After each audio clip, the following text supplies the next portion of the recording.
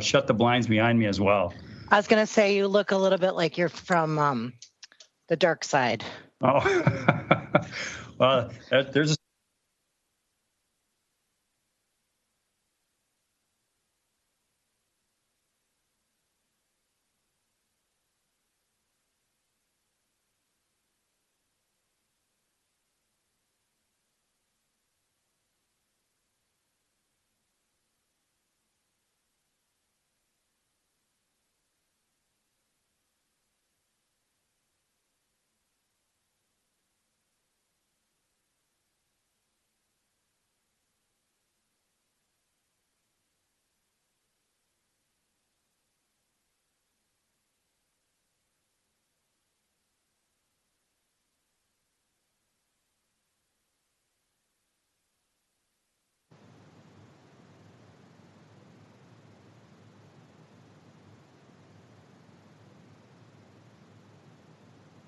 All right.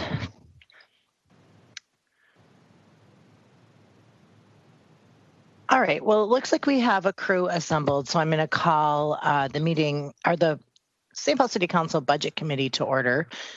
Just reminding my colleagues and others that your headsets are best for the subtitling that is being done now on our meetings. So if you have them available, it is preferred that you use these. So we are going to get started today. We are hearing on our second run through our budget presentations from Chief Inks from the Fire Department and also from Sean Kershaw and Public Works. We'll try to keep each presentation to about 45 minutes.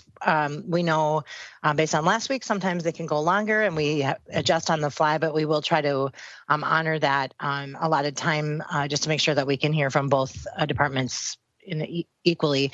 And everyone on this call is aware that the City Council set a levy limit of 0.0% a few weeks back, which means that we have agreed with the mayor's priority and the council has stated priority of limiting the impact of property tax increase on our community members by establishing a 0% levy increase this very challenging year in COVID, which also means that we're looking at a cut budget, and these presentations have been really challenging. And so just a reminder that when we're thinking about things that we want to add back in, that we have to find the thing that we're willing to take out and sacrifice in order to do that. So we will hear from Chief Inks. We will then hear from Public Works and continue our deliberations on the 2021 budget. So with no further ado, I welcome Chief Inks to the meeting and welcome your budget presentation round 2. Thanks for being here. Council President Brenmo and the rest of the City Council, thank you. Thank you for having me and giving me this opportunity to present. Before I get started on the slides and specifically address the questions that were asked from the last presentation, I just want to again set what our priorities were entering into this process and just go over that real quick. That as everyone knows, our department, as all departments, were faced with a budget gap, along with the citywide budget gap that we had to help close. Entering into that process, I specifically set the priorities, and the priorities were and continue to be to provide as many responders on every one of our apparatuses as possible. So knowing that and moving forward in the process, we felt we could not go to that area of our operations, knowing that we, as I've mentioned many times, we are in a response model that's been the same since 2009, and reducing that response model, we felt and feel and will continue to feel that it would be detrimental to us responding to the residents and public safety. So we set our priorities around that and entered into the process knowing that. And our team here with myself, our administration, including the leadership of Local 21, we're all involved in discussions and proposals and in presentations, and we've landed on this as our budget presentation. So moving forward, the next slide, just talks about what our general fund, what the general fund for the fire is compared to the rest of the city. It makes up 22% of the general fund. With our general fund, out of that 22%, as you'll see, majority of our funding is salaries and fringes. And when there's any sort of reduction, it's very challenging to figure out how to keep everybody, keep all of your staff, your people, your operations without impacting services. So I can move on to the next slide. This basically just our summary of our general fund in 2019, a little over 66.5 million. Our adopted 2020 moved up to 68.5 million, and our proposed or our presentation here today is would reduce it roughly by about $400,000. Moving on, this is the summary of our special fund. Our equipment services, response services, and as you see, it's from 2020, 2021, there's a small increase in that.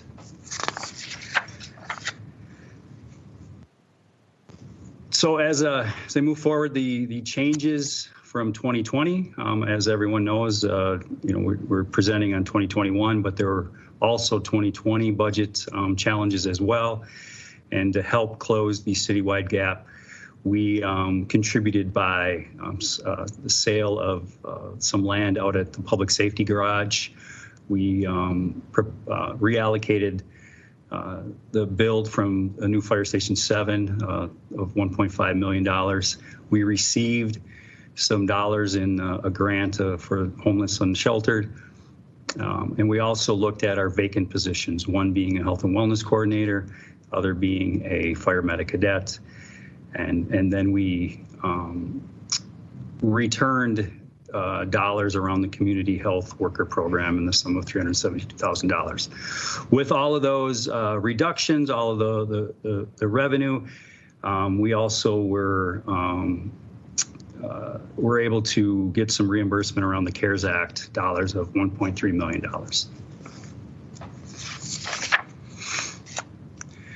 With that, I'll go right into some of the follow-up questions that were presented from the last budget presentation, specifically regarding the community mental health program. Provide clarification on $130,000 that I stated was ongoing funding needed. What that statement meant, and I apologize if there was some confusion. The original funding, there was one-time dollars of $130,000 in addition to the $250,000 budget that was put in place to run that program. So what we have developed is a program that can still meet the needs without having those dollars in our budget. I'm not asking for an additional $130,000. That to clarify, where that dollar amount came from was the one-time funding that came in 2020 to help run that program. And with that, is there any other questions around that? Yeah, Chief, I'd imagine there's going to probably be some questions. But I just want to, actually, I have an echo, so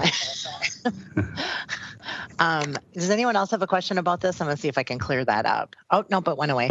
I guess I just wanted to say that I'm very interested in the community mental health program, especially as we talk about our community first public safety model and the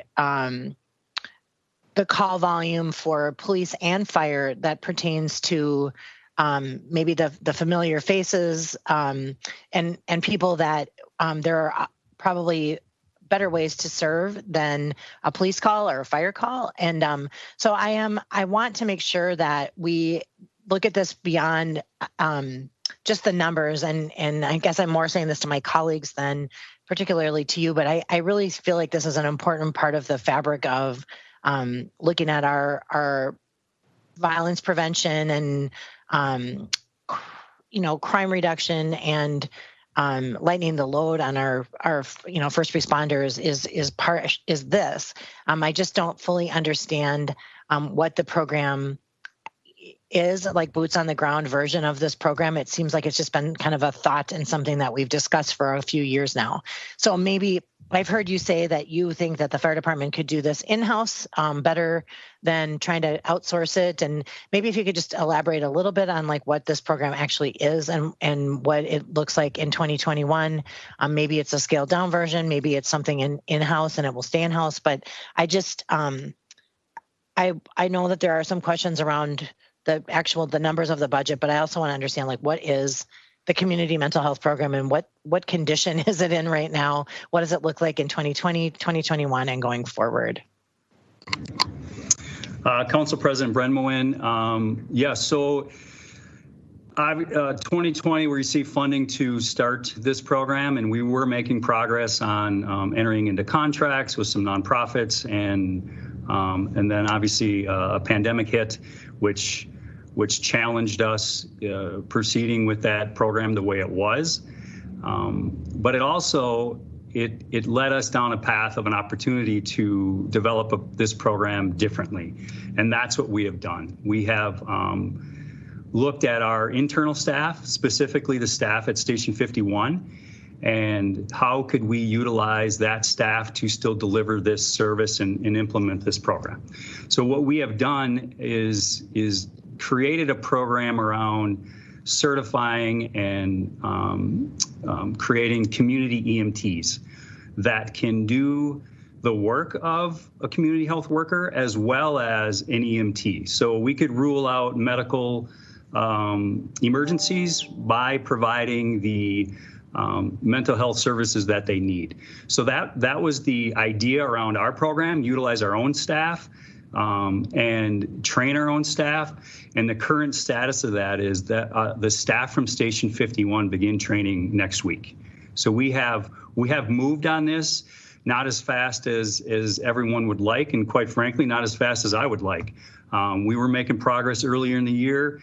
And like I said, a pandemic hit, and some of the nonprofits were not prepared to respond physically. They were prepared to respond virtually. I didn't feel that would be a good fit for the residents that we would be serving in that capacity. So we, again, took this as an opportunity to look differently on how we can deliver this program. And we are, the training does start next week to train community EMTs. And do you think then that usually in the spring of the year, we try to touch base with departments and get updates to explore some of our policy initiatives and policy goals? And do you believe that if you're starting this training next week, that by, say, March of next year, you'll be able to have at least something to report back to us in terms of progress in advance of gearing up for the 2022 budget? Council President Brenmoen, absolutely. I will state it today that the update in the spring, March timeframe, I will most definitely be able to provide an update because we will have this program up and running and responding to our residents in that capacity. Okay. I see Ms. Jalali has her hand up. So Ms. Jalali, welcome. Thank you. So I'm also just trying to understand the evolution of this program since the last time it was presented to us, or that we got briefings on it. And one component I remember being part of the design or the intention is that we're trying to support our residents in crises where they're at and looking at the data of who those residents are, and that the mental health gaps in our community do, like many other things, fall along racial and demographic lines, that there's an equity issue at play with residents of color who are more prone to having mental health crises or need this type of response. And so my understanding is that part of the program, as it was originally structured, was to try to contract with providers who represent those backgrounds, like literally having someone from your community and from your cultural background be able to respond. And so I'm wondering how that fits into the new model and what it looks like when we're training our own staff. Like, are we trying to incorporate like cultural understanding of mental health and or looking at, how we do have fire department staff that are like from our community and from the communities that we serve. And so how are you thinking about that? And is there something lost there, or are you trying to hold up that element of it? That's something I'm trying to understand as we trace the continuity of this. Council President Brenmo and Council Member Jalali. Yes, so our approach to that is still utilize some of the organizations that we were going to and tap into some training that they can provide our staff. But the other thing we want to do is create opportunities for members within their organization. And when I say opportunities, I mean job opportunities to work within our organization at Station 51, so we can not only provide them a job opportunity, but career opportunity and some training that they can give specifically back to the community that they're involved with now. So does that answer your question? I'll let the presentation proceed. I might have follow-ups, but thank you for that. Great. Moving on. The next. Sorry, Ms. Prince. Yeah, thank you.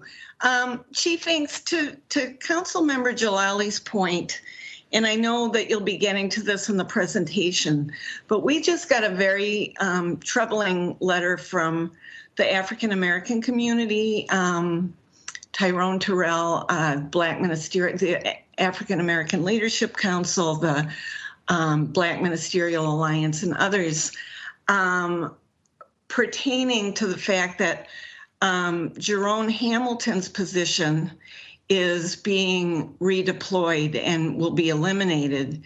And Jerome was very specifically doing work, liaison work with members of the African American community as part of a legal settlement in the 90s. It was a position that was created, and we're apparently in this budget losing this position, and we're going to be losing the work that Jerome has done to very specifically connect with both African American members within the department, but as importantly, and to Ms. Jalali's point, arguably more importantly, with members of that community outside of the department. So we are going to need some answers on that as we move forward, because eliminating Jerome's position is something that we should not be doing if we are keeping this $130,000 in the budget moving forward. I believe that would be a source to retain that position, which we are required to do under the legal settlement that was arrived at in the 90s. Council President Brenmo and Council Member Prince. So a couple of points here. You had mentioned the $130,000 in the budget. There is not $130,000 in the budget for the community health worker program. We are absorbing the cost internally within our own budget by training our own staff and operating in that capacity. The other thing is, as I mentioned in the opening remarks of this presentation, our priorities were, they are, continue to be, and will be in the future to provide as many responders on the street as possible within our budget. And the position of the community relations chief is a $186,000 position. And I would have to still find the dollars somewhere within our budget. And to put things in perspective, that would be over 2 firefighters lost that are on the street responding. So I do value the importance of that position, and I will tell you later on in the presentation that I will be asking for dollars in the future to get that position back. I do value the work that Chief Hamilton has done, as well as every one of our members on this department. And I will tell you that our community engagement with all of the community will not end. It will continue to go on. We'll just be doing it in a different manner. But Chief, to that point, in your last slide, it showed 130,000 in 2021, that you used only 8,000 in 2020, but that you will be continuing 130,000 in the 2021 budget. Yep, Council President Brenmo and Councilmember Prince. As I mentioned when I was talking about that slide, in my initial presentation, that was not an accurate statement on my part in the initial presentation.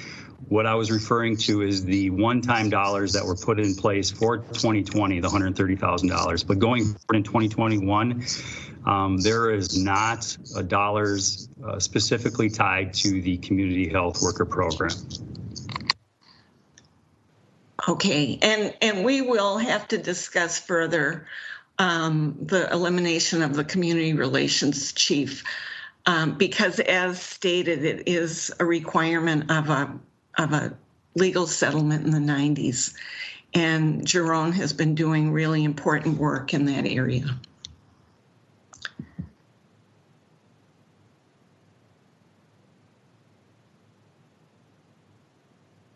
Mr. Tao. Thank you, Council President, and thank you, Chief. Just a follow-up to Councilmember Prince's point about this is Mr. Hamilton's position was as a result of a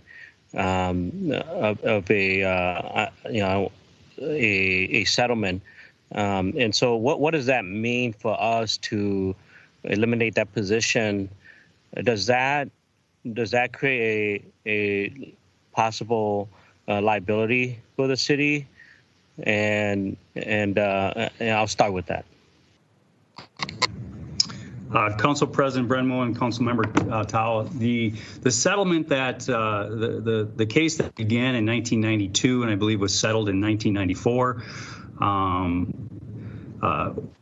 was the result of that was administration at that time agreed to put African American chief in place.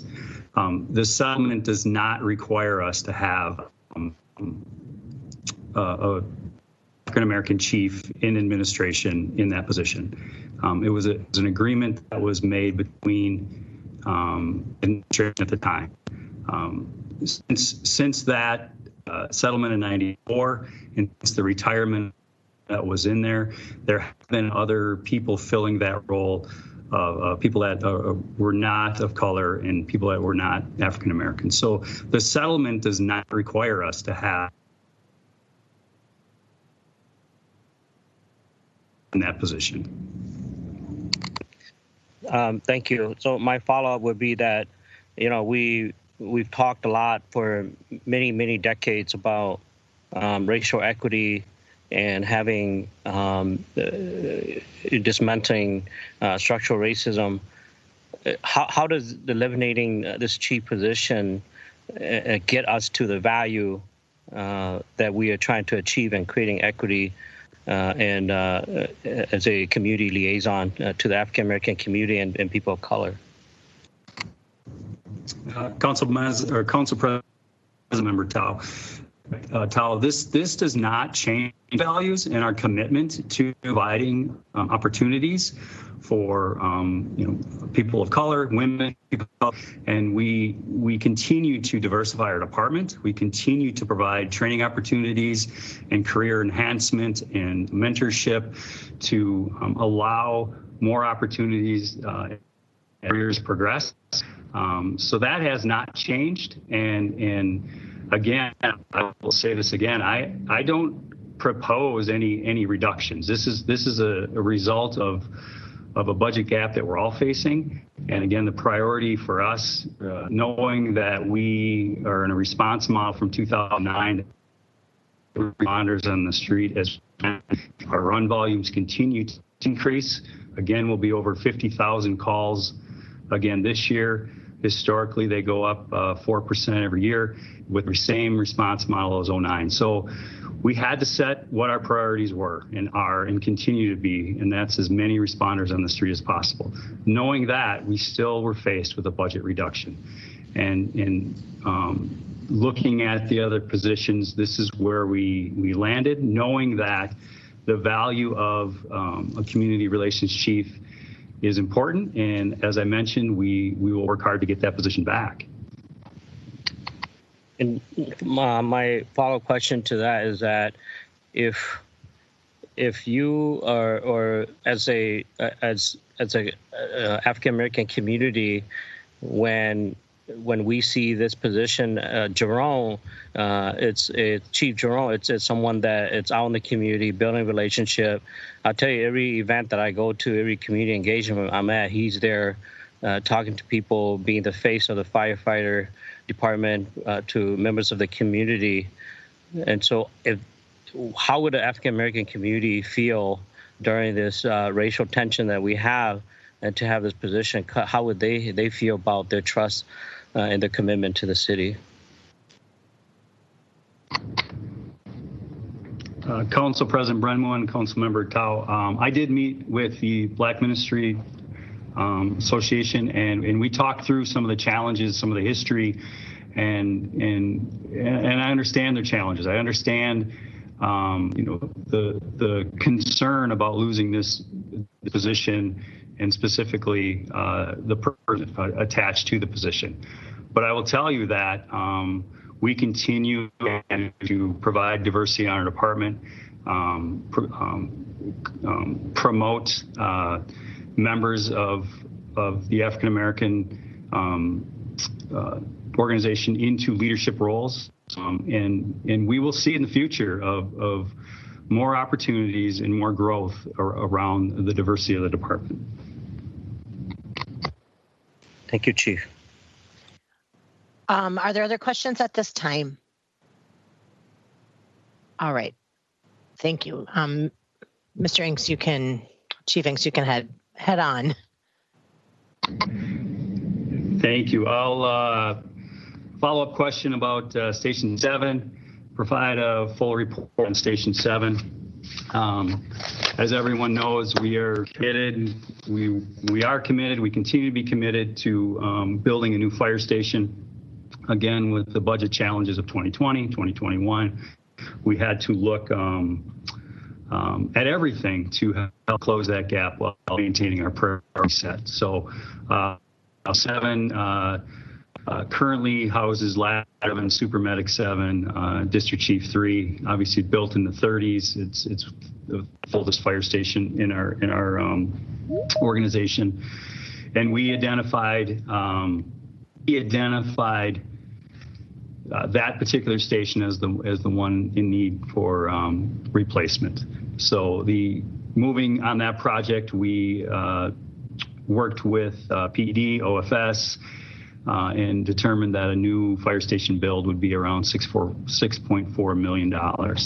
We were awarded $500,000 in 2019, an additional $2 million in 2020, and the result of a budget reduction, we returned $1.5 million back, giving us still $1 million to move forward on this project.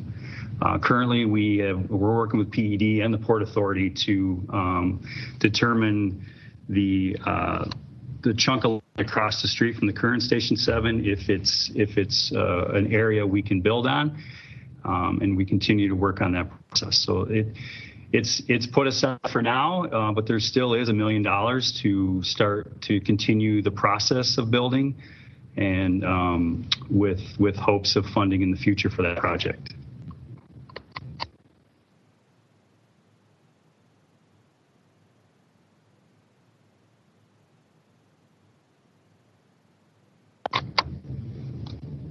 Moving on to the next question, what contracts do we have to provide service to other localities besides Lauderdale? Are we getting fairly compensated for our service to those jurisdictions? So the other contracts we are entered into is the contract for University of Minnesota, Fort Snelling, the State Fair, and we continue and we have an ongoing process to evaluate those annually on if it still works for us and works for them. And we do feel that the current contracts that are in place are we feel we're being compensated fairly and can handle the additional response capabilities there. So, Ms. Naker. Thanks, Council President. Chief, I thought we had a contract with Falcon Heights as well. Is that not correct, or is that encompassed in the State Fair? Council President Brenmo and Councilmember Naker, so we do not have a contract with the city of Falcon Heights. We do have the contract that services Falcon Heights, that is the State Fair. I will tell you that I have had hope to have some conversations in the future with the leadership of Falcon Heights on how we can all best serve the community there. But currently there is not a contract with Falcon Heights. Thank you.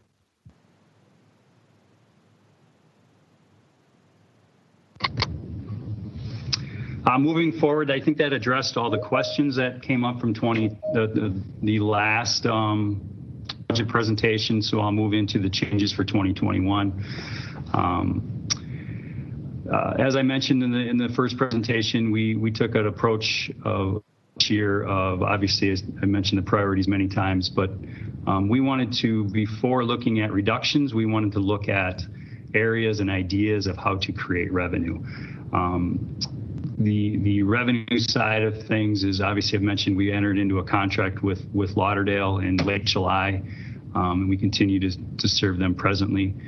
We're implementing a new program, Advanced Life Support Interfacility Transports. We currently do basic life support interfacility transports, and this would provide a higher level of service and create more revenue. And the other revenue generating idea was the sale of Fire Station 51, currently where Freedom House is operating out of. The reductions in staffing, the positions we are looking at is two investigator positions. Currently we have 3 24-hour positions. We would move that to 1 40-hour-a-week position and look at other ways to deliver that service within our current staffing. We looked at our EMS coordinator positions. Currently, we have 3 24-hour positions. We would reduce that to 2 40-hour-a-week positions and close the gap by utilizing our other staff to fill the needs there.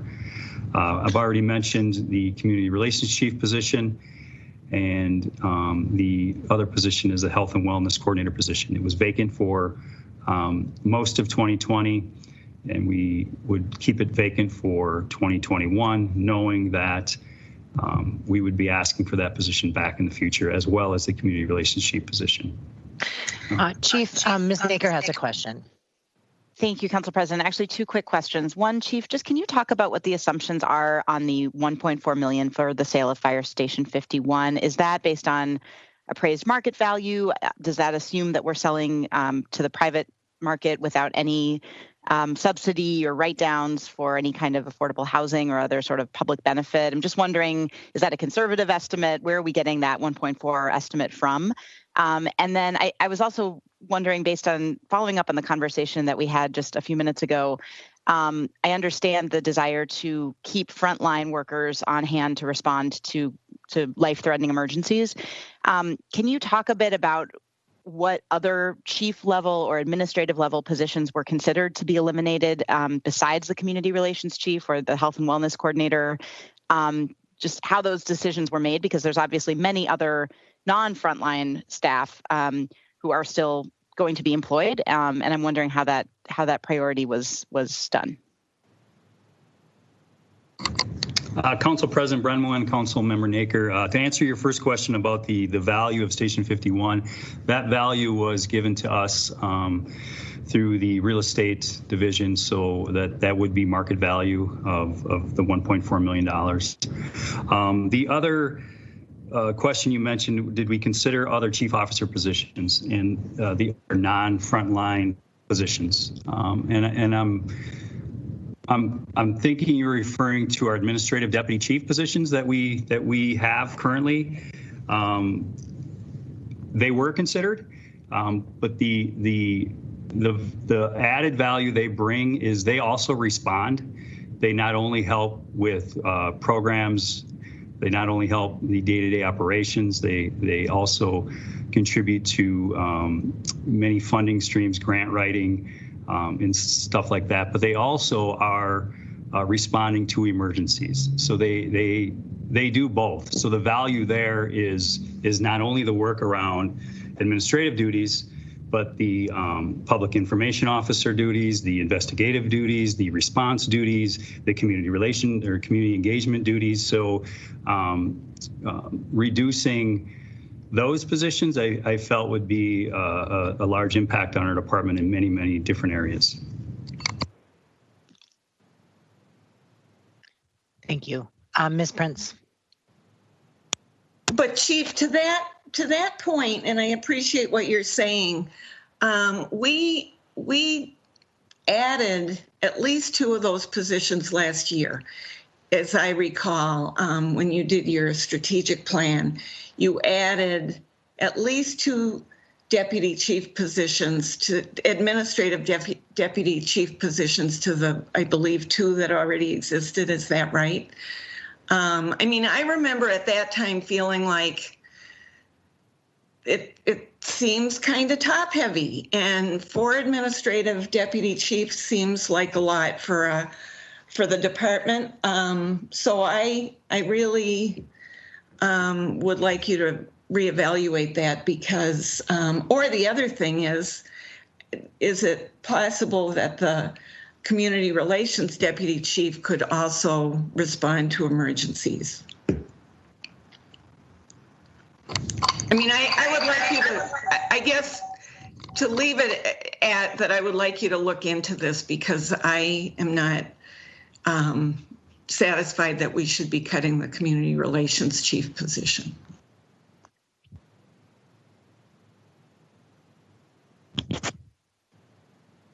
Thank you.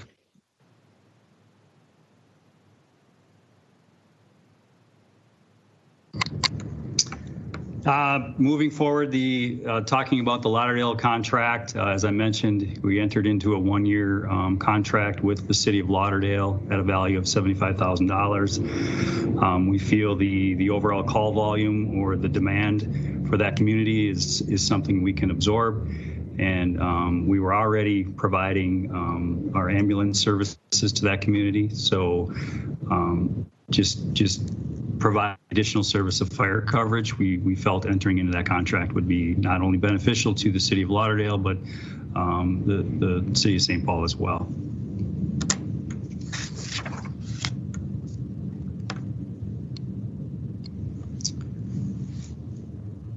Next slide. The ALS interfacility transport, I briefly mentioned this. We currently provide basic life support interfacility transport, and what that is transporting patients from the hospital to home or hospital to hospital. And we felt we could enter into a new market of the advanced life support interfacility transports. We feel there is a definite need within the hospitals of our city, and we feel it's an opportunity to provide a service while creating and generating some additional revenue for the city. The status of that program is we are really close to implementation. When I say close, within 3 weeks of starting that. I know it's a 2021 budget change, but we are moving quickly on this and being able to enter into that service within about 3 weeks.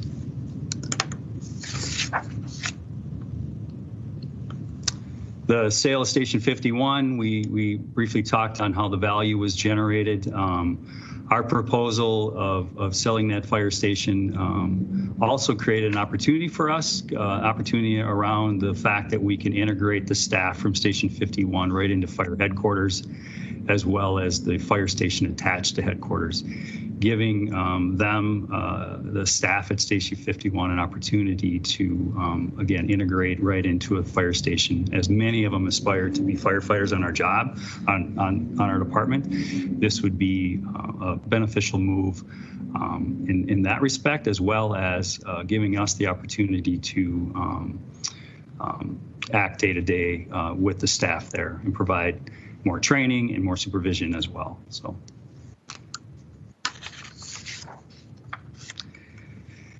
The elimination of the two investigator positions. Again, we currently have 3 24-hour positions in our budget now. Moving that service, moving that operation to 1 40-hour-a-week person provided a dollar savings of over $280,000. But it also, again, moved us in a direction of looking at different ways of delivering the service. In the different ways of delivering that service, we are currently looking at how to tap into some of our current frontline apparatus that are already responding to the fires that could perform the investigations, and as well as our response chiefs picking up that workload as well. We're working closely with police, as we have always with the investigative part of things, and how we can best work together in that capacity while staying in our skill set by performing these duties. So we're moving on this currently. We have a plan in place, but we're still working through the specifics of it, but prepared to implement hopefully by the end of this year.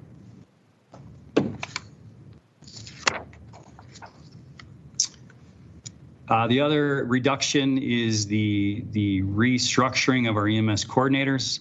Today, we have 3 24-hour EMS coordinators, 1 per shift, the same as the investigator positions.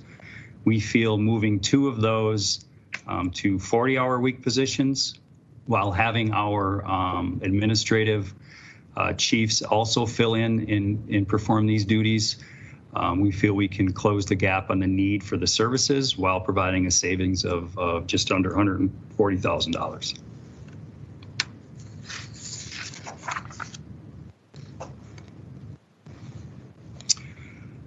We've talked about this position many times already in this presentation, and again, it's a position I will be asking for the return of the funding in the future.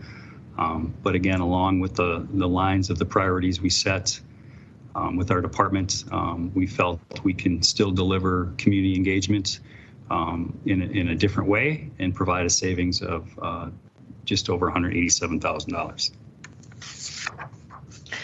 Ms. Prince. Chief, thank you for the explanation here.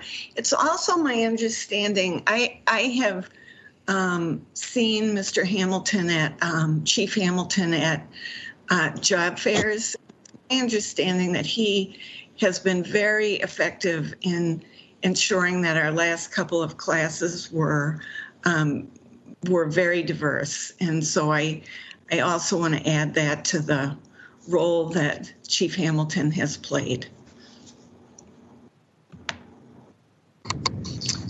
Council President Brenmo and Councilmember Prince, I appreciate you saying that, and this reduction is no way about the value of Chief Hamilton. It's again the priorities of keeping as many responders as we can on the street. But I will tell you that the diversity levels in our department are a team effort. It's not one person. It is our entire department. It's our entire leadership that we're committed to providing and increasing diversity on our department and opportunities in the community. So. Well, it does concern me that we're going to be redeploying one of our highest ranked African Americans in the department and the perception that creates.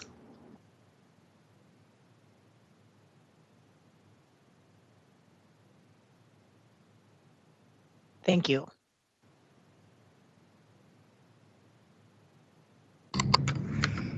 Moving on, the not filling the vacant health and wellness coordinator position. This comes at a large impact to our department, especially following 2 funerals that we just attended a couple weeks ago. This position specifically has great value to our department, and I will be seeking funding to replace this position in the future.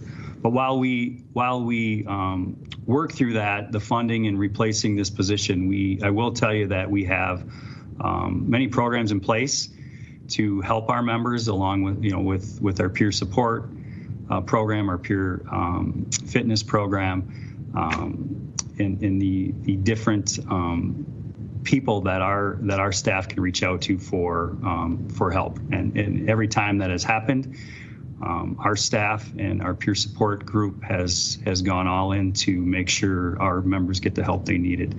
But this is a position in the future I will be asking for funding for.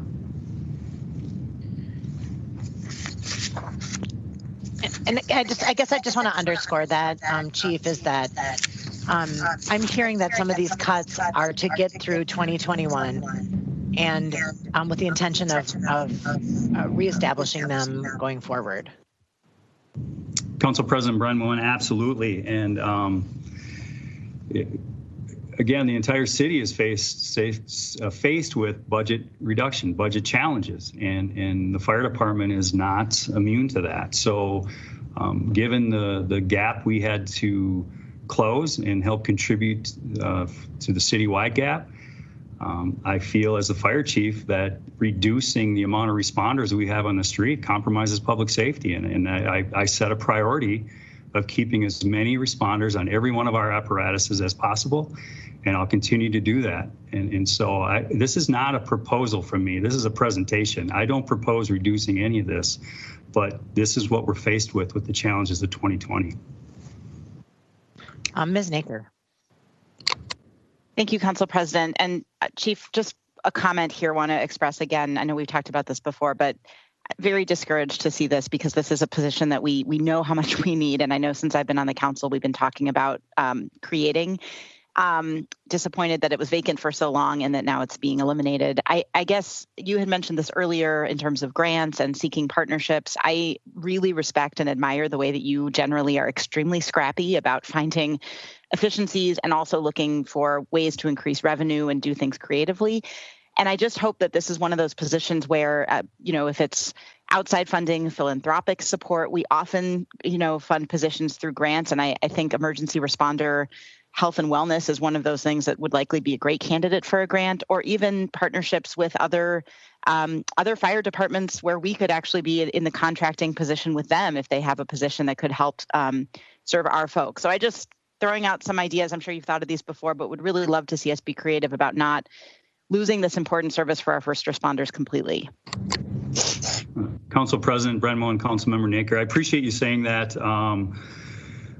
I personally value this position and the work that this position can do. You all know that I've buried too many firefighters. I don't want to go to another funeral. Okay, I just don't. And this position is of value, but and that's why a lot of the work isn't going away. We're continuing our work, but as you mentioned, we do look to and continue to look to other resources to fill this position. So I appreciate you saying that, and just know that this is a high priority for us.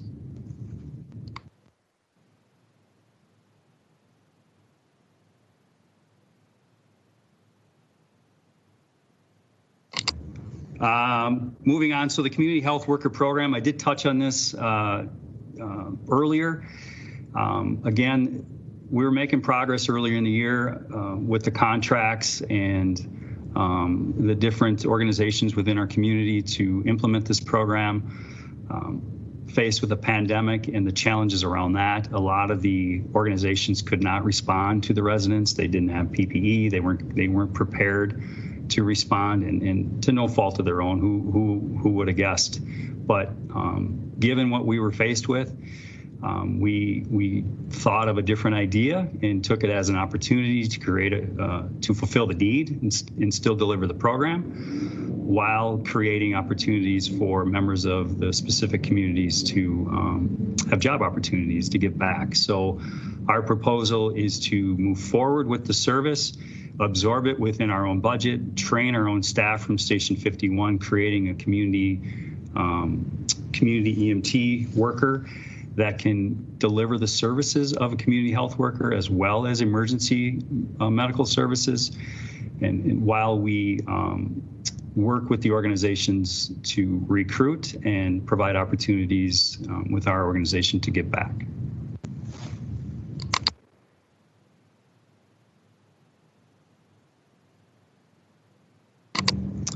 With that, that's a conclusion of the presentation, and I will field any more questions if there is any. Are there questions from council members? Ms. Prince? Yeah, Chief Ink, I wondered if you know what's the CIP budget, if you could give me some sense of the status of the station. Council President Brenmo and Councilmember Prince, the current status is we still have just under $1 million. We spent, I think. Mr. Chief Inks, do you want to go back to that page in the slide that you presented? Yep, we could do that. Holly, can you bring us back there? Sorry, I missed it. No worries. There we go. So, Councilmember Prince, to specifically answer your question, the current status is we still had $1 million remaining in the funding to move forward on the project.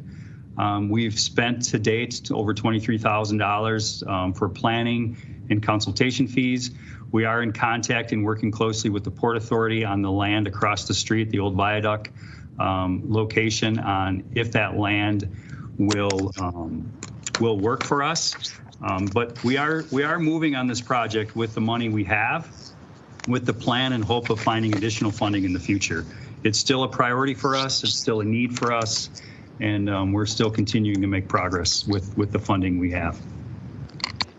Thank you so much. I don't know where I was when that slide was up, and I apologize for missing it, but I'm really relieved to know that it's moving forward. And I'll help however I can. Councilmember Prince, I appreciate that. Thank you.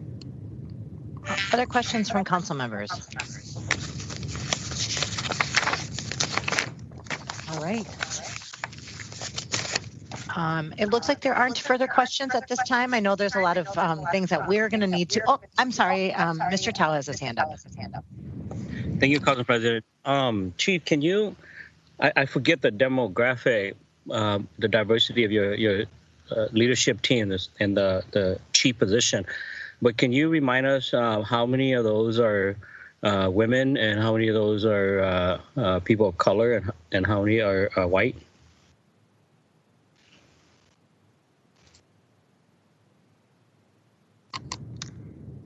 Councilmember Tao, I think you cut off. Can you hear me now? Yes, sir. Okay, thank you, sir. So my question was, can you give us the demographic of your leadership team on the chief level? How many of those are women? How many of those are people of color? How many are white? Council President Brenmo and Councilmember Tao, on our current administrative team, we have one person of color and one woman on our leadership team, and so out of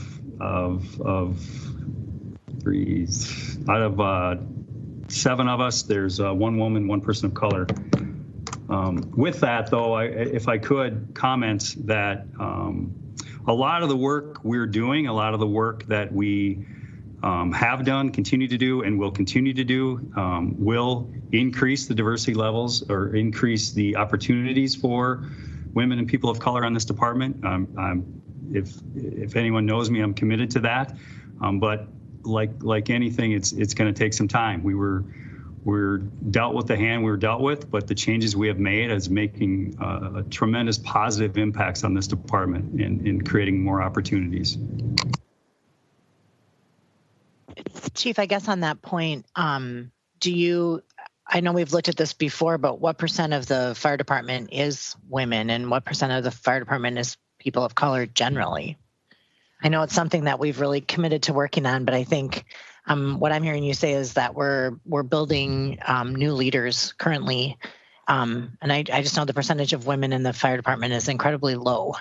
And I don't know if you have that off the top of your head or if you can follow up. Council President Brenmoen, I don't have the specific number on the top of my head, but I will tell you historically it has been low, but it is in specifically women on our department have increased. That's obviously around recruiting, culture changes, creating an environment that's inclusive. So we're doing the work, and it's going to take time. We continue to promote people of color into leadership roles, specifically captains. We continue to offer and provide career opportunities, career training to build their skill set and create opportunities in the future. So we're doing tremendous work around equity and inclusion, and we're making good strides, and the results are there. But I can get you the specific numbers around that if you'd like.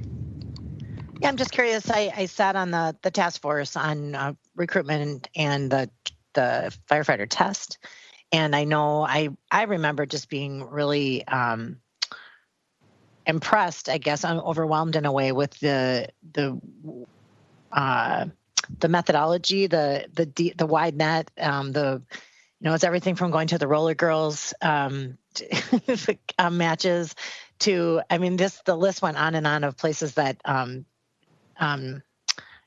the team was going out to recruit people. And in any case, it'd be interesting to me to see how those numbers have progressed over time. I was kind of following up on Mr. Tao's question about leadership. I'm also curious about the force. And I hear what you're saying about culture change and making room for new faces in the force. And I appreciate that as well. And I think those are things would be interesting to see how that's moved over time. It looks like Mr. Tao has a follow-up. Thank you, Council President. Chief, I was informed that there was a woman among descent. I don't know if her position is a cadet or not, that she has resigned. What can you tell us about that situation? Council President Brenmo and Councilmember Tao, yes, we did have someone resign from our organization, and that's the extent of how and what I can speak to about that is just that she did choose to resign. Obviously for privacy reasons, we probably can't discuss that here on a meeting. So thank you for the question and for the answer. Are there other questions from council members?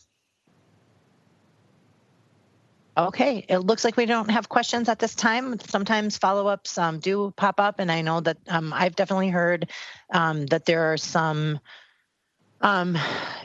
priorities that folks have that as we all know, looking for resources to cover expenses is part of what we need to do in order to make any sort of proposed changes to the budget that's been presented to us. And so that is work in front of us, and we'll continue to do that and really appreciate your thorough responses to our questions from the first budget meeting, and also, the hard work of figuring out where to cut an already lean budget. I had an opportunity to tour the Fire Station 11 with the chief the other day. Just is a place where we have maintenance and storage, and we're kind of doubling down on what Ms. Naker said earlier about being scrappy and resourceful. We're using an old fire station for a maintenance, storage, and a work center is not ideal. And they're making it work in a building that's designed to be a firehouse, not to be a maintenance facility or a storage area. So I do appreciate the flexibility and creativity that you use, and I appreciate the thoughtfulness that with which you've presented this budget. And we will get back to you with suggestions on how we think it could be improved in the coming weeks. So thank you very much for the presentation today. Council President Brenmo and the rest of the City Council, I appreciate your time. I appreciate the work that's put forth or from your group and the challenges you are faced with the entire budget. So thank you very much for your time. Thank you. All right, we will shift gears and move on to Public Works. We are right on time. Well, pretty much right on time. So we will shift over. I believe Mr. Kershaw is in the house. And so why don't we turn things over to Sean? Is Holly running your presentation as well, Mr. Kershaw? Thanks, Council President. Holly, do you want me to do it? It's not very long, or should I just cue you for the slides? What would work best for you? Council President, council members, and Ms. Director Kershaw. Either way is fine with me. If you want to run it, and if you have any problems, I can be backup. Well, let's do it that way. Okay. Thank you. I'm mostly asking because I demoted a bunch of your staff to attendees instead of presenters, and I didn't want to have anyone have a meltdown at the demotion. All right. Thank you for checking that. Well, this is coming when we're getting things started. I'll be just by saying that I really appreciate the work that the staff did in putting together this budget, a lot of which happened before I got here. And I'm excited to talk about the questions that have come up at the last meeting and since then. Two updates. One is I wanted to mention that Public Works Street Maintenance staff delivered street closure barriers to 80 National Night Out meetings last night. So in these times, as the season is changing and as people have not been able to gather in usual ways, I really appreciate the fact that the street maintenance staff provided street barriers for closures for 80 sites across the city last night for National Night Out. So that is appreciated. Also, I was able to attend, some of you saw on Twitter, SLA operators training last week. And so I got to see in the classroom and in the field work how incredibly difficult that task is, and obviously how important it is and the work that those folks do. Holly, Council President, is the slide up? I'm not seeing it.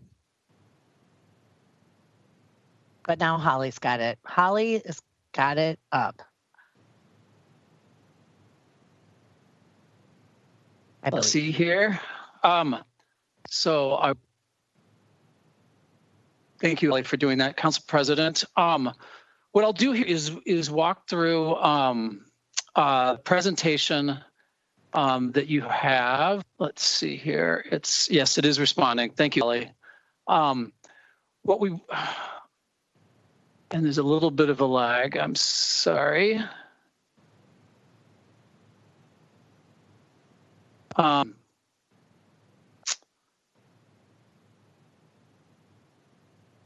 Holly, do you know, I'm sorry for this if I have.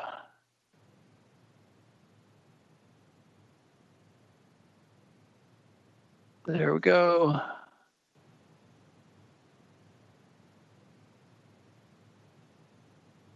Okay, what I want to do here while we're loading it up is answer specific questions that came up at September meeting. For those, I'll provide context because the context is helpful for me, as well as a follow-up to the specific question. And then obviously if there are questions that come up in this discussion today, I'm here to answer those. Bruce Beasley's here to answer those. Susan Young is along here to answer those as well. And if there's something that we can answer right now, we'd be happy to follow up with that. Sounds good. Holly, do you want to just, if it's easier, I'm happy to cue you on the slide transitions. Okay, it should be, are you able to see it now? Yes. Okay. Oh. So like we said, follow up on questions from the last meeting. Sorry. It's not like and these relate file right now. There's some specific questions that came up about signals and parking meters, certainly mill and overlay. And then we have additional information on sewer utility fees that are proposed, street maintenance service program, and the solid waste and recycling programs. If you can go to the next slide. One of the questions that came up was related to an increase in revenue for traffic signals. This is not so much related to an increase in costs over a year, as we've looked back, under budgeted in previous years, and we need to catch up to that. So the additional amount here, approximately $70,000, is to get spending back up to where it should be in line in a couple of years where we under budgeted those costs. There are questions that came out about parking meters. There are two important pieces of the parking meter system. One is, and there's an error, which is my fault on this slide, Flowbird Corporation, also known as HALE, is the contract for Flowbird, and those are the boxes with the modems that need to be upgraded. That contract goes through June of 2021. Passport is the phone application that we use, and that contract expired in September of 2020, and we've got everything in place for an agreement. We're just waiting for writing and approvals on that for a new 3-year contract. But the need here is to upgrade these modems, that the support for the 3G will be going away and need to upgrade the modems, each one of those boxes, to be sufficient going forward. And that the general fund is how we paid for these facilities in the past. So that's background on the app, which is one question, and the Flowbird specifically, where we need additional money for the meters, for the modems. Go to Ms. the next Naker, slide. let me Yes. just quick interrupt you. Ms. Naker has a question.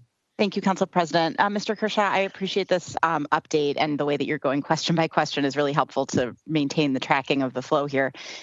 Just want to point out, I know there's a bullet on the slide talking about when the current contract comes up for renewal, that it's more costly to transition to a new vendor rather than remaining with the current vendor. And I'm sure that is true just in the immediate term. It's obviously more costly to make a change. It's easier to stay the same. But I do hope you and the department will really consider the new technologies that have come online since we started our parking meter contracts. I know there's new ways, for example, for parking meters and camera technology to really do a better job of enforcing parking meter violations, especially in our bus zones, our handicap parking zones, people parking in front of fire hydrants and crosswalks.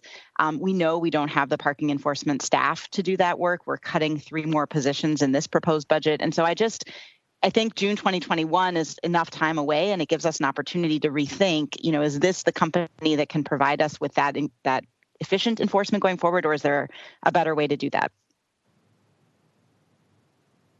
Council President Bone and Councilmember Naker, totally agree with you. Not so much necessarily for what I think will be the need, because the capital cost of replacing the current system are really substantial, and I don't know if we'll be in a different situation next year. But parking revenue, for exactly the reasons you described, is revenue that we leave on the table. When somebody is parked in a fire zone, in a handicap spot when they shouldn't be, block, it's a safety issue and it's a revenue opportunity. So I've got a meeting set up in November to meet with the vendor who has technology that we might be able to add on to our current technology. They'll pick these up. So cautious about this from the standpoint of cost and changing the infrastructure, but absolutely paying attention to it for the revenue implications and safety implications as well. And I appreciate any ideas that people have about anyone we should be talking to in that regard. If we could go back one slide, Holly. Sorry, next slide. Next slide. Sorry about this, Holly. Next slide I'm looking for is mill and overlay. There we go, thanks. What is proposed, and I know there are questions about, is what are the changes to the mill and overlay program? This is where we go in and take off the surface of a street and replace it. I was just out driving on Arlington Street today. We recently did that. We're doing work starting next week in downtown. But we have on the next slide, so we're proposing a little over $300,000 in cut for 2021. This amounts to about $700,000 in work, or about 8 or 9% of our total mill and overlay for next year. What we have on the next slides are mill and overlay maps for next year. This 2021, what's proposed. What I will say again is this is always reevaluated in the spring after the winter season in terms of just seeing how, if there are roads that degraded significantly over the winter, that we need to bump up ahead any of these. These are where we're proposing mill and overlay projects, and we do tend to group them together to cost efficiencies there. Next slide, Holly. This looks a little more expansively at all 2021 projects, not just mill and overlay, but the projects that are in our 5-year plan. and they're in the slide here that they are listed. And the next slide, Holly. There are two things here. One is it's all proposed projects for 2021 to 2025. The mill and overlay here are just for 21 and 22. So it gives you a sense of where we're doing projects citywide. So I see Wheelock Grotto just got kicked back again. That's the full SVSBP program. That's the area that it still doesn't have curbs or gutters or streetlights. I think we just recently emphatically told people, yes, it'll be 2022, 2023, and now we're saying 25 and 26. Council President, let me look at that in terms of, we're going through the process right now of revising the 5-year plan. So let me take that feedback back to staff and take a look at that again. I mean, I know it's a huge project and probably needs to be taken over 2 years, but this is part of it's basically a standing joke over here that it's just never going to happen. And every time we're like, yes, we're sure. Now it's going to happen in 2022, 23, it changes again. So I'd appreciate the follow-up. Ms. Naker.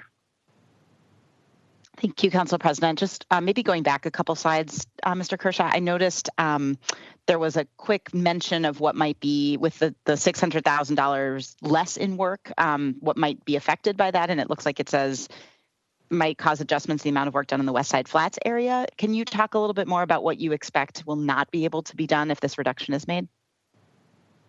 Council President, Councilmember Naker, what we're estimating, because if you look at the next slide, that we have doing quite a bit of work over there, that is one of the places that we may need to make adjustments. The specifics on that in terms of actual streets or sort of linear footage of roads, we would need to verify in the spring. So then, just as a follow-up, Council President, this map that you're showing here does not reflect the $600,000 cut. This would be if we had our normal amount, or does it reflect that cut?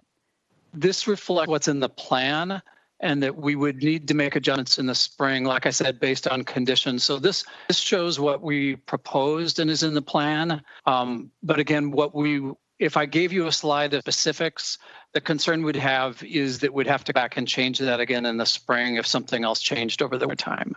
But there would be a reduction from this for next year, yes. Maybe put another way, and this is something you can follow up on, but I guess I'm just trying to understand what I don't like kicking the can down the road on street maintenance in any way, shape, or form, and any amount, in my opinion, is just going to cost us more later. But I'm trying to understand the impact of $600,000. Is that one of these blue lines? Is that a half a street? Is there some way you can give us a picture of like, what is that going to mean we can't do in terms of just amount of work? Maybe not location exactly. Council President, Councilmember Naker, why don't I do this as a follow-up if this is okay with you? Is what I have said is that we're talking about a reduction about 9% from what is proposed, and that estimate bids, are not yet in. But what I could do is talk about based on this year. I could go back and look at rough estimates. Again, the problem is every street in the mill and overlay is a little bit different. But let me see if I can put together some averages. Again, it's about a 9% reduction in the program that we're proposing. But let me see if I can give that in ways that it would be bad if I guessed right now, but could be getting to the specifics you're asking for. Okay, thanks. Just a rough idea would be so helpful. Happy to. Thanks. Holly, if we could go to the next slide, I think. So one of the questions was whether or not there were other sources. As we've looked at, the portion that we've looked at relates to the funds that we have within Public Works. Part of what, and I know there's staff here from OFS, part of what's happened is there's stress on pretty much every source within the city resources this year in terms of declines. So that is a question that can be asked, but we don't have information on that this time. Next slide. The last two slides here will give you some context, both about scope of the next few slides, the scope of what you've done and the scope of the need. So the slide here, the mill and overlay history, shows the amount spent. If you want to just look at the bottom line of spending, that's probably easiest. That there were substantial increases that you and the administration made since 2017 of about a roughly $5 million increase. So you'll see the 2020 budget to 2021 budget reduction, but it's still a substantial increase over previous years. If I go to the next slide, and none of this is some good news, but I want to put this in context. If you remember last summer, you saw the report on the PCI index, and that talked about both the condition of current roads, and what was really helpful, I think, about that was it talked about the spending that was needed to raise that number up higher. So that part of what they talked about in that report was getting from the current condition at that time to 65 required an additional 24 million from a 2018 base. Going to the 70 PCI would require about 29 million from a 2018 base. Thanks to your decision on the administration, we are on the right path there. We're just nowhere near where we need to be to get numbers up. So that you've closed the gap in each case by about $5 million. So we're not going backwards from where we were. It's good, but there's still a lot of work to be done. Even if we had the full $300,000 in here for mill and overlay, it's still a small percentage of what's needed to get the roads to where you expect them to be by your comments and your frustrations that are really important. Moving on, and we can come back, obviously, to any of these with questions. This slide outlines the changes in the 2021 proposed rates for sanitary and storm sewers. What we're trying to do here, this combines both fixed costs and usage costs. The fixed costs cover debt and some of the capital expenditures, and the usage costs are variable depending on people's use. What we're trying to do here is keep these more or less on the same increase schedule that they've been on in the past to make sure we're not getting above or behind in terms of maintaining that infrastructure. The 3.5% increase, as I understand, about what they have been in the past. Next slide. And that these are the proposed rates for recycling and organized collection to 2021. Susan Young is here and can answer questions, and I know that she's been reaching out to you and your staff for background on the increase in rates and can answer any questions that you have about that process and where we are right now. So having said that, we're happy to answer any questions that you have about this. If we're able to, and if we can't, like the question that Councilor Rienecker added, we're happy to get it back to you. Thank you. Are there questions from my colleagues?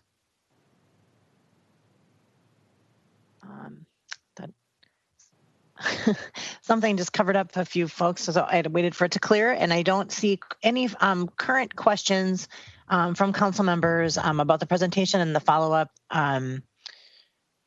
I just will say that I appreciate some of the context that you added to this presentation, including the increase in the resources that we put towards mill and overlay was significant, and that even with the reduction, we're still far above where we were a couple of years ago. But also, we made that increase because we had to. It just was so far behind. So I do appreciate that context. It does remind us kind of where we've been and where we're headed. I think the second context also about our mill and overlay program, the proverbial Band-Aid of road repair is only a very, very small part of the overall needs and maintenance leg that we have in our street system. And what I'm noticing is it's streets for all when when we're reconstructing these streets, they're for cars, they're for bikes, they're for people walking, they're for people rolling in wheelchairs and pushing strollers. And I know that building in that infrastructure of complete streets is a huge priority to all of us to make this city as livable as possible. So I think I share many colleagues. I don't want to say all, but I think so. Just recognizing that we are so far behind, and we are excited to work with you on finding alternate ways to get this funding into our pipeline, whether it's from some initiative at the state legislature or otherwise to get caught up with our maintenance. Our buildings, our trees, as we talked about the other day, are just too far behind to continue to defer. And so I think it's important that we continue to focus on this. That it's not the brightest, shiniest object to champion, but I think it is just so very, very important that we continue to recognize that deferred maintenance costs us more in the long run. I see Ms. Prince has a hand up. Yeah, and I just want to second what Council President Brandemose said. This is a really tough job to do, and what I have noticed is that the department has been in a creative problem-solving mode, and I am most grateful for it, as are the residents of my ward who have seen Suburban and Earl get some treatment this year that, at least on Earl, we were not expecting. So I am so grateful for the way in which you're figuring out how to use resources and how to make a difference, and thank you for that. Agreed. I think Mr. Kershaw said he was mentioned Arlington, and I was out in Arlington the other day, and those there's the Safe Routes to School initiative that we worked on with Washington Technology Magnet, which has kids. It's often thought of as a high school, but it has kids as young as 11 years old going to the school, and many of them walk. The complete street work has started or is completed on Arlington. Makes a huge difference in the feel of that street, and at the same time, the school is the school district is finally delivering an upgraded field facility to that wonderful high school. And looking at those two things combined really makes it look like a school that you'd want to send your kids to, a school that you're proud of in the city. And I think these things really not only add to the safety of our community members, but also add to, again, the livability and the value of our homes and our community. So that's a huge deal. But I literally just drove through Arlington myself and was pretty impressed with what I saw. Mr. Kershaw. Yeah, Council President, I admit that I completely slipped over an important slide here, so I'm going to, rather than moving on, I'm going to just mention it. And if you have questions about it, we can come back to it. On the way into work, I will often drive by construction sites, and it was great to go down Arlington, could skateboard down that, and it was marvelous. And Holly, this is the slide on bike and ped. And then I came down Johnson Parkway, and they're doing the bike improvements there, so that these things, this is a time of year when that's happening. And one of the really great things about Public Works is the work of Public Works touches everybody in St. Paul, dozens of times a day, whether you're a resident or a visitor or here for business. Your point, Council President Brandemose, made me think about this, that it's when we do a mill and overlay, it's not just the fact that it benefits cars, it benefits bikes. And one of the most significant barriers we have to achieving our bicycle goals is the condition of our roadways. In the budget, and this is important, so I don't want to skip it, is a reduction of about $40,000 in the bike ped program. I do, since you've said it's okay, I do want to back this up into the context and kind of work backwards. One of the big ways that we do to expand the bikeway program is through the Capital City Bikeway Improvements, which are done as a part of the capital budgets project process. And so many of the big expansions of that, our capacity and our facilities way happen through that process. Another way that we achieve the goals, and I give all credit to Rubens and Paul Kurtz and his team, Randy, that when we do a mill and overlay, we're very conscious of the fact of trying to achieve both the road condition goals and the expansion of the bikeways. So if you look on 10th Street downtown, this month they are expanding in a process of a mill and overlay project. They are expanding bikeway capacity there. And then finally, the Bike Ped program does provide really important funding, especially when there are gaps in the system, and those small gaps can make a huge difference in terms of the overall usability of the system, of the network. So there is a reduction proposed of about $41,000 in the Bike Ped program. We will concentrate on that, we believe, on one of the gaps, and that's in the Lafayette-Pyram trail connection. There are some other ways that could impact the system in terms of bike rack program and some striping, but given the importance of bicycles to our transit and transportation goals and to all of you, I realized I skipped that slide and wanted to come back to it. So apologies for taking more time. Oh, thank you. Are there questions on this newly released information? Okay. Just looking to see if my colleagues have comments at this time. All right. Well, it looks like we do not have follow-up questions beyond what we discussed throughout the course of the presentation.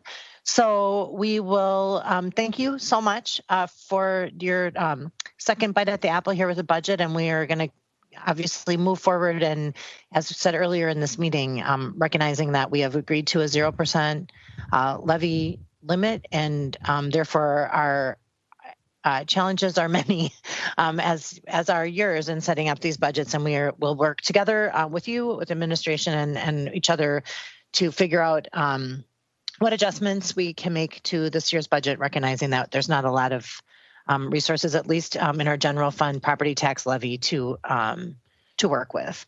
That doesn't mean there's not other resources. I really loved what Ms. Naker was saying about for the wellness coordinator. Is this something that one of our local hospitals perhaps would be interested in sponsoring as a bridge to get us from one place to the next in this challenging year? There are probably lots of other external opportunities that we should be looking at, and our partners in the city as well. So we will continue to do this work. We appreciate your presentation, and we will look forward to your follow-up on our specific questions and others as they may arise. So thank you. Thank you. So council members, we had our 5th Wednesday week off, so it feels like we haven't seen each other forever, but it's really just been 2 weeks, or a long week. We meet again today for a library at 2:00, and then council meeting at 3:30. So we will call ourselves adjourned for now and see you later.